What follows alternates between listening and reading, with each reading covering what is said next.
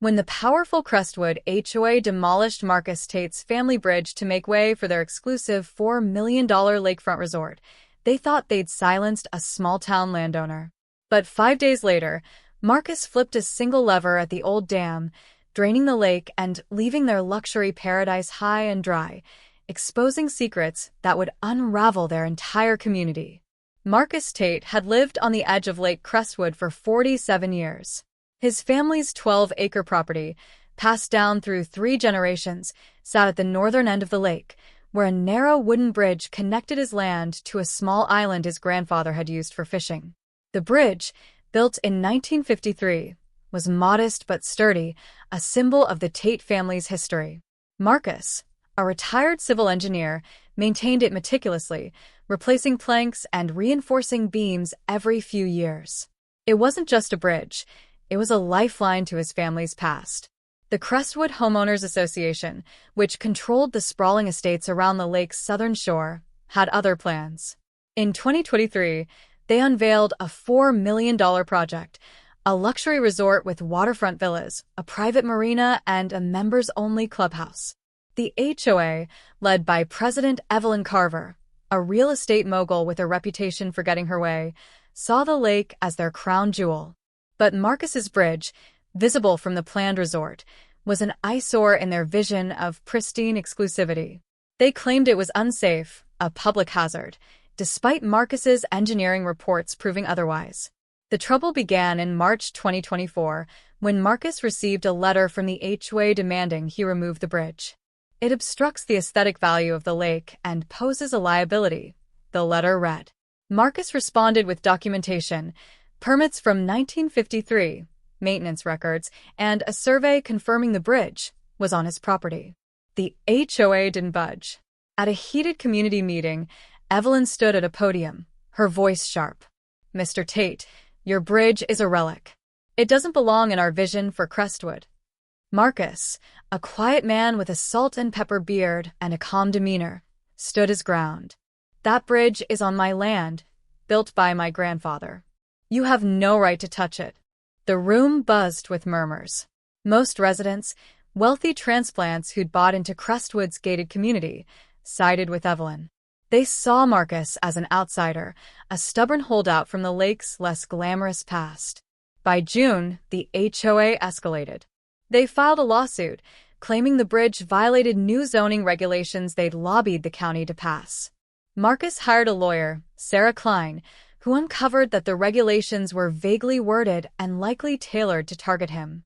The legal battle drained Marcus's savings, but he refused to back down. "This isn't about a bridge," he told Sarah. "It's about them thinking they can bully anyone who doesn't fit their mold." In August, the HOA played their trump card. While Marcus was away consulting on a dam restoration project in a neighboring county, a demolition crew arrived. By the time he returned, the bridge was gone, reduced to splinters in a dumpster. The island, where his grandfather's fishing shack still stood, was now unreachable without a boat. Marcus stood at the water's edge, staring at the gap where his bridge had been.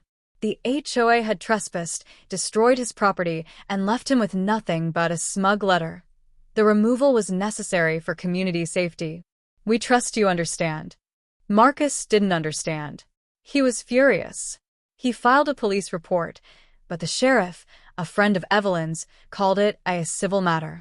His lawyer pushed for a lawsuit, but the HOA's deep pockets and political connections made victory uncertain. Marcus wasn't a man to act rashly, but he wasn't helpless either. He'd spent 30 years as an engineer, specializing in water management systems. He knew something the HOA didn't. The lake they prized so highly existed because of a dam his great-uncle had helped build in the 1940s. And Marcus held the key, literally. The dam, a small but critical structure at the lake's northern end, was on Tate family land. It was old, but Marcus had maintained it under a county agreement that gave him access to its controls. The HOA had overlooked this detail, assuming the lake was theirs to exploit. On August 15, 2024, Marcus made a decision. He drove to the dam, a concrete relic hidden behind a grove of pines. He unlocked the control shed, checked the gauges, and opened the main sluice gate. Water began to flow out, slow at first, then faster. He didn't drain the lake entirely, just enough to drop the water level by 10 feet. The resort's marina, built for yachts and jet skis, now sat on a muddy bank. The villa's waterfront views were of cracked earth and stranded fish. By morning, the HOA was in chaos. Evelyn Carver called an emergency meeting, accusing Marcus of sabotage. Residents flooded social media with photos of the ruined marina, tagging local news outlets. "Who drained our lake?" one post demanded. Marcus didn't hide his actions. He called a reporter from the county paper and explained, "The HOA destroyed my bridge without permission. I control the dam. I lowered the lake to protect my property rights." The backlash was swift. The HOA sued Marcus for damages, claiming their $4 million resort was now worthless.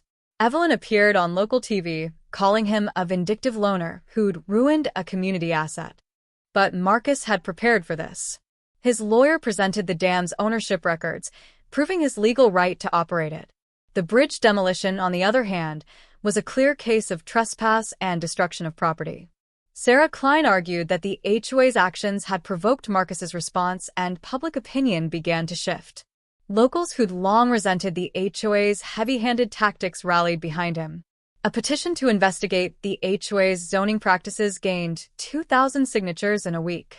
As the legal battle unfolded, cracks appeared in the HOA's facade. An anonymous whistleblower, a former Crestwood employee, leaked emails showing Evelyn had bribed a county official to fast-track the zoning changes targeting Marcus's bridge. The emails also revealed the resort's funding came partly from a shady investment group with ties to offshore accounts. The scandal grew, drawing scrutiny from state regulators. By October, the resort project was halted, and Evelyn faced calls to resign. Marcus's actions weren't without consequences. The lake's ecosystem suffered, and he agreed to pay for environmental mitigation. But his point was made. The HOA settled out of court, compensating him for the bridge and legal fees. They rebuilt the bridge to his specifications, and Marcus restored the lake's water level. The resort, however, never recovered. Investors pulled out, and the villas sat empty, a $4 million monument to hubris. Marcus didn't gloat. He returned to his quiet life, fishing on his island and maintaining the dam. The HOA's grip on Crestwood weakened, and residents began questioning their leadership. Marcus's stand, born of principle and a single lever, had exposed the fragility of their power.